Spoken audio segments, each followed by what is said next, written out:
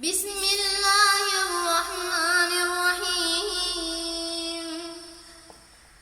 ألف لام را تلك آيات الكتاب المبين. إنا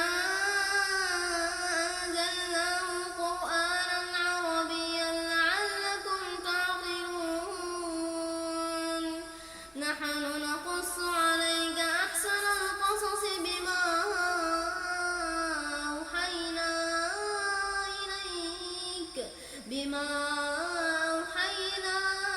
إليك هذا القرآن وإن كنت من قبله لمن الغافلين. إذ قال يوسف لأبيه يا أبت إني رأيت